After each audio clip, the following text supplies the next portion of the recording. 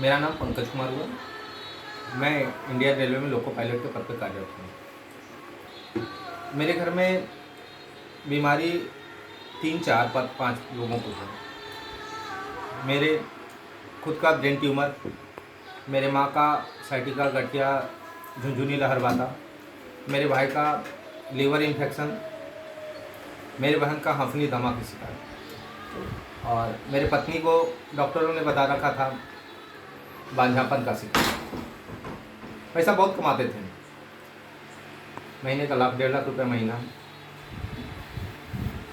पर रोग ने इतना ज़बरदस्त घेर रखा था। बहुत सारे डॉक्टरों से दिखाया, बहुत सारे अच्छे अच्छे डॉक्टरों के अप्रोच में गए। हमारे खुद का अपना रेलवे के दवाखाना से इलाज चली। गोल्ड मेडलिस्ट महाराष्ट्र के सबसे जाने माने डॉक्टर जो 30 सालों से आज सेवा दे रखे हैं, डॉक्टर चंद्रशेखर मेश्राम, जो 2024 में जनवरी के पहले वीक में उनको गोल्ड मेडलिस्ट का अवार्ड मिला। इन सब तमाम डॉक्टरों से दिखाया, लेकिन कहीं से कुछ आराम नहीं मिला, कहीं से कुछ हमें रिलीफ नहीं मिला। कंडीशन ये थी कि ड्यूटी पे मुझे सीनियर ड्राइवर ने मुझे थप्पड़ भी मारा था। आज भी वो मुझे याद है, आज भी वो दर्द मुझे याद है, क्योंकि मैं कैब में भी बोनेट पे मैं सर रख करके रोता था। मैं अपनी ज़िंदगी से तंग आ चुका था, ज़िंदगी से दुहाई करता था, या तो मुझे उठा लो, नहीं तो मुझे स्वस्थ कर दो। लेकिन सिलसिला चलते रहा। कंडीशन हुआ, बिहार में आए, छुट्टी के समय से आए। आने के बाद में हमारे अपलाइन मुन्ना सर हैं, उनसे मुलाकात हुआ। मुन्ना सर ने मुझे बताया कि हर जगह दिखाया, हर जगह बताया, हर जगह से आपने इलाज कराया। डिएक्शन में कुछ जड़ी बूटी का प्रोडक्ट है, आप उसको सेवन करो, इससे बहुत लोगों को राहत मिला है, तुम्हें भी ठीक हो जाएगा। हमको विश्वास नहीं हुआ, बोला जड़ी बूटी क्या होता है। गोल्ड मेडलिस्ट डॉक्टर से जिसने इलाज करा रखा था, और पैसा और पावर का जो था ना, मानसिकता बनी हुई थी कि बड़े बड़े डॉक्टर जब ठीक नहीं कर पा रहे हैं, बड़े बड़े डॉक्टर नहीं ठीक कर पाया, इलाज नहीं कर पा रहे हैं, आराम नहीं दे पा रहे हैं। क्योंकि ऐसा था, देखने में स्वस्थ लगते थे, बात करते करते कब मेरा ब्रेन का जो दर्द चालू हो जाता था, और दर्द चालू होते होते गति ये हो जाता था कि अंदर से उल्टी होना चालू हो जाता था, उल्टी करने लगते थे। उसके बाद में गस्ती आ जाता था, घुमारी आ जाता, हम लोढ़क जाते थे। उनने मुझे डिएक्शन के बारे में बताया, डिएक्शन के बारे में परिचय कराया। हमें शुरू शुरू विश्वास नहीं हुआ। डिएक्शन के ऋषि गैनोटी चाय है, उसको बताया कि 450 रुपये लगेगा। स्टार्टिंग में बताया कि ये ऋषि गैनोटी जो है हमारे टॉक्सिन को जो है ना बाहर करता है, और हमारे जो है सेल सिस्टम को मजबूत करता है।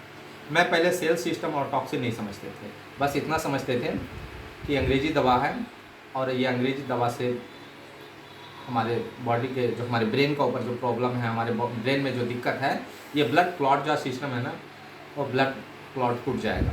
लेकिन उसको खाते खाते खाते गैस, छाले आना, कब्जियत वगैरह वगैरह, ये सब और समस्याएं बढ़ते चली गई थी।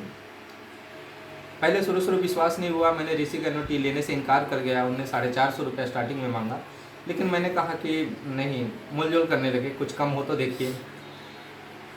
लास्ट में उन्होंने बोले कि अगर आपको इसमें से कुछ राहत चाहिए, कुछ रिलीफ चाहिए, पहले आप खा के देखो, उसके बाद में फिर आपको इसका प्रोसेस बताया जाएगा। बहुत कहने सुने पर 300-350 रुपये में मैंने ऋषि गैनोटी लिया। सर ने वो अपने एक आईडी पे मुझे चाय प्रोवाइड की है।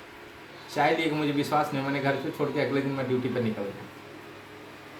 मेरी मम्मी की भी समस्या थी, मैंने बताया कि ठीक है, मेरे मम्मी को थोड़ा देख लीजिए वगैरह वगैरह। आदरणीय मिथिलेश सर और हमारे मुन्ना सर इनवाइट किए कि आइए, ड्राइवर साहब का घर में बहुत सारी समस्याएं हैं, ड्राइवर साहब की छुट्टी के अभाव में तो जा चुके हैं। मेरी मम्मी को आया लंबा चौड़ा दवा का बिल बना। मेरे पापा ने मुझे बताया, हमने इधर से नाना के इशारा किया और पापा को बोला कि आप बोल दीजिए कि हाँ हमें पैसे वगैरह का वो हो रहा है, क्योंकि मुझे डिएक्शन पर विश्वास नहीं था। लेकिन आज डिएक्शन के वजह से, आज डिएक्शन ना मिला होता मेरे जीवन में तो आज मेरी धरती पर सलामत नहीं होता। क्या क्या खाए थे? डिएक्शन के अंदर में हमने RGGL खाए, नोनी खाए, कोकोजी खाए, ऋषि गैनोटी पिए, पेट में जो गैस कब्जियत वगैरह बना था, कॉम्बुचा पिए, स्पाइटी पिए। हमारे जो है आता है, ये क्या नाम है उसका, हेल्दी बॉन, क्या नाम है, सी बकथॉर्न है, और एक क्या नाम है, नहीं, वो है सर 360 टैबलेट का आता है। अच्छा, स्पारुलिना भी खाए।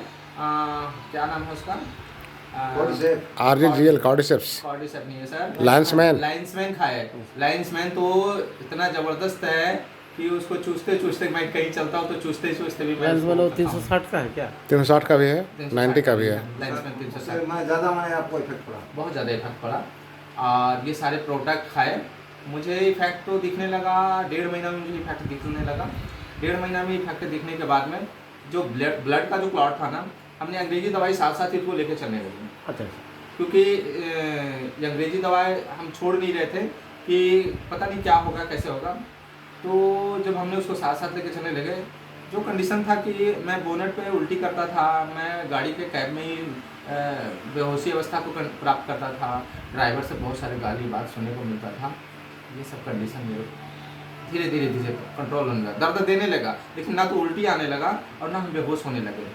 मुझे लगा कि कुछ तो बात है। दोनों दवा एक साथ ही चलता रहा? हम दोनों दवाई कुछ उसका जो है टाइमिंग में थोड़ा सा डिफरेंट रखे। 1 घंटा के हम अंतराल में उनको ये लिया करते थे।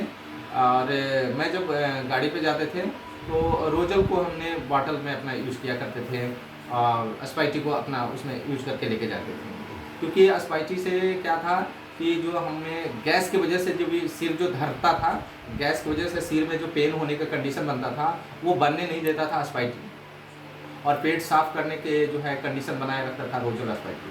तो ये चीज़ हम गाड़ी में लेके चलते थे, और उसके बाद में खाते गए। और जब 1 से 1.5 महीना हुआ तो मैंने फिर से गया डॉक्टर चंद्रशेखर मेश्राम साहब के पास।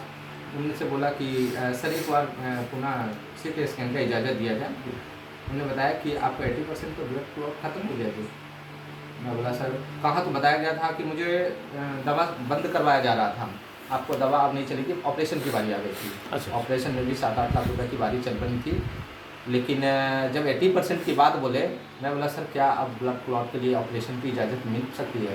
बोला नहीं, दवा चलने दो, दवा काम कर रही है। जबकि वहाँ से हम दवा 2 सालों से चला रहे। और वो अपने दवाई के बारे में बोले? हाँ, एलोपैथिक दवाई के बारे में। एलोपैथिक दवाई की उनने मुझे बताए थे कि अब दवा बंद कर दो, तुमको दवा से कुछ होने वाली नहीं। अगर रिलीफ के लिए लेना चाह रहे हो तो ले सकते हो, लेकिन अब क्लॉट नहीं टूटेगा। आपको क्लॉट तो तभी टूटेगा जब ऑपरेशन की, क्योंकि ब्रेन का ऑपरेशन करना पड़ेगा। पैसे तो जैसे तैसे आ जाता। मैंने ज़मीन भी बेच करके उसको जो है अपना दिखाना चालू किया। नागपुर में खुद का अपना ज़मीन खरीद रखे थे, और वैसे तनख्वाह से जो जा रही थी सो तो जा ही रही थी। ज़मीन हमारा 12-17 लाख रुपए का ज़मीन बेच कंपनी वाली थी, लेकिन मुझे कहीं राहत कहीं कुछ नहीं मिली। बिहार से लेकर के महाराष्ट्र तक मैं दिखाते नहीं, 80% जब आपका ब्लड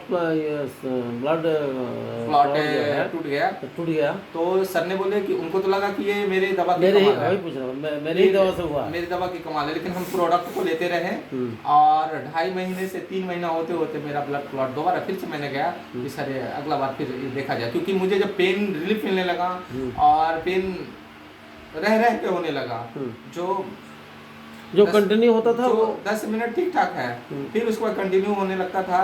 तो ऐसा मैं जब रूम पे आता था तो जो मतलब पेन इतना होता था कि जैसे लगता था अतरी पचुनी सब बाहर आ जाएगा, और ऐसा लगता था कि मेरा ब्रेन जो खुल फट जाएगा। और उस कंडीशन में अनबैलेंस कुछ भी बोल देते थे, मुझे बोलने को कॉन्सेंट्रेट, कुछ मैं क्या बोल रहा हूँ कुछ भी नहीं, कंसंट्रेशन नहीं रहता। हाँ, मैं कुछ भी बोल रहा हूँ, और कंडीशन ये मैं भर रोता था, क्योंकि घर में कमाई का जरिया मैं ही था। और एक चीज़ ध्यान में मेरा आता था कि लगता है कि अब इस दुनिया को मैं नहीं देख पाएंगे, और बड़ा गरीबी घर से मैं इस मुकाम तक आया था। और लगता था मेरे माँ पिताजी को मेरे जाने के बाद कौन, क्योंकि मैं 2 भाई हूँ, और छोटे भाई अभी बेरोजगार हैं, और स्टूडेंट लाइफ में भी ज़िंदगी चल रहा है, तो फिर बड़ा घर का बद से बदतर हालत हो जाता। लेकिन सेकेंड बार जब हमने CT स्कैन करवाने के लिए सेकेंड बार CT स्कैन हुआ, बिल्कुल ब्लैक क्लॉट नहीं, बिल्कुल सब क्लीन। मैंने बोला कि अब एक काम करना पड़ेगा, अंग्रेजी दवाई अब नहीं चलाना पड़ेगा, अब मुझे प्रोडक्ट खाना पड़ेगा। और मैंने RJGL को मतलब एक अपना एक भोजन की तरह